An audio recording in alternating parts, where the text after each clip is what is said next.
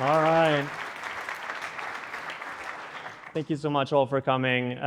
Really, really cool to have you all here. I'll just be one of the speakers, and I'll start with a very light topic of if we have reached peak human and peak humanity. I kind of think so. I do believe that the fittest human has already born, and we've essentially, as a species, stopped selecting for fitness. And that is for some pretty good reasons. Modern medicine has enabled most of us to get to reproductive stage, which is very, very good. But at the same time, that brings fitness down. You know, I have a blood clotting disease that's genetic, and I probably should have died in the woods some time ago, and yet I gave birth to 3 kids who might or might not get the disease. And so that's obviously not ideal. We can make our way out of that with more medicine, but it is a fact of life. There's also the fact that high IQ people tend to slow the reproductive rate faster, and so at the same time, welfare state oftentimes incentivizes lower fitness people to reproduce faster. So that means that through some studies, we think we've lost around 10 IQ points since the height in the Industrial Revolution. Which is not extremely encouraging, especially because now, I feel I'm getting dumber with the smartphone use and Netflix and potentially even AI, just using our brain less and less, right? And I think the proof is all around you. We did some things in the past that we just don't know how to do anymore. We built things that were magic, fantastic, and we did it with very little money, very little compute, and especially very little time. And we had a large amount of genius in society, which nowadays we have less. We had to wait for one genius to enable us to go to space again as a society. And we really can't build anything of consequence in the West anymore. Everything takes forever. The latest airplanes we build just fall from the sky. It's just not great.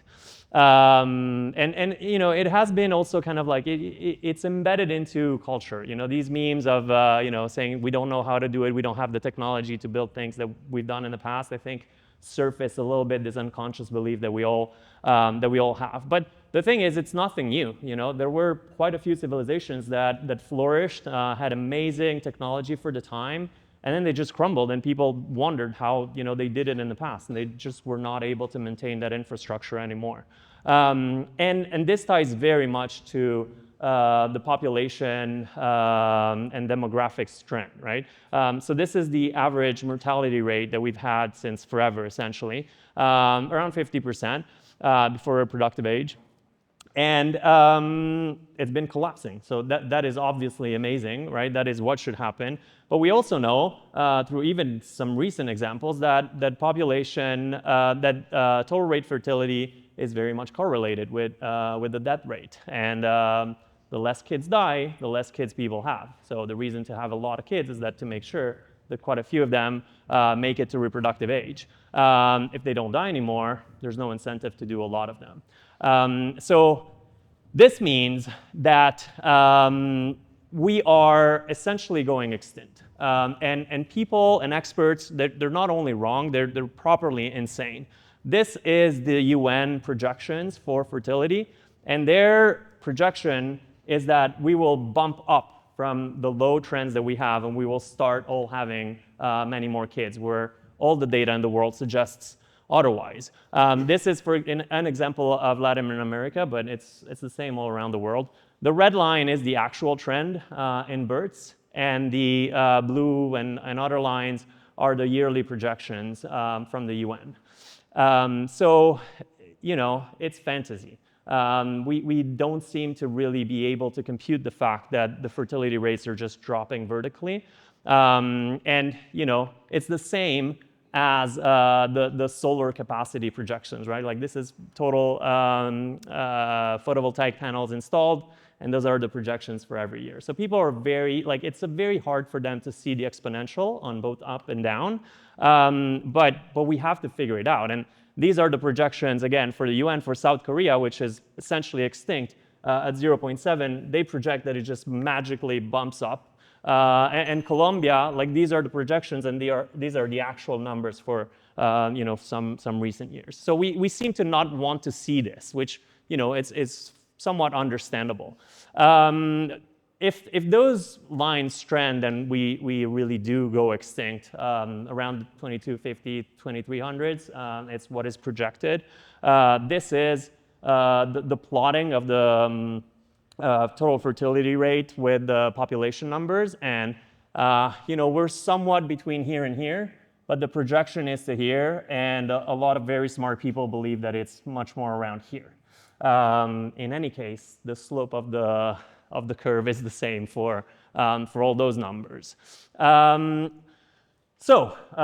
Finishing with the doomerism, all is not lost. Compared to the Egyptians, the Romans, and all the other large civilizations that had amazing technology, we are the only ones that really have a shot at an escape path, because we can make it to the singularity before all the numbers and the trends catch up with us, right? But so what can we do? What should we do? So we'll have less people, and we'll have dumber people, and definitely not enough workers. So the three things that we really can do is just try to make more people somehow, make them smarter, but essentially we just need to build billions and billions of robots. So one thing would be re-engineer society to make more humans and make kids cool again. Very, very hard, but we've engineered society now to make kids really not that cool. All the cities are built essentially only for adults or 20 to 40-year-olds. But we can make startup societies that have their main goal just reproducing and making a lot of kids. If you design the social environment, the built environment for that, and the fiscal cultural incentives, that can potentially happen. But then we just really need to improve the quality of the genetic stock. We need to get smarter. We need to select for fitness. We need to have just better humans around. And we have the technology, as we will see later today, and I think it would be just completely irresponsible not to use it. We also can upgrade ourselves. We need to use AI as one-on-one tutoring and just help us through getting just better at what we do, and we can potentially sort of merge a little bit, get some actual help from BCIs and similar. But I think it's fairly clear, at least to me, that we need to upgrade. But then the big thing, and this is what we really will be working with our second fund, is we just need to build 1 billion robots. We are not going to have enough people to maintain the quality of life and the infrastructure that we have today, and potentially we won't even be able to later on. So we need to start today and build robots for absolutely every single thing. And this implies quite a few other things, like we need essential limitless, cheap, clean energy.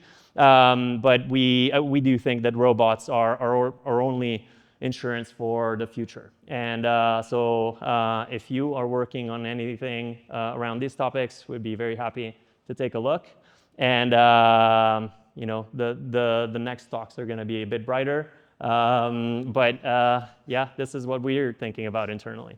Thank you.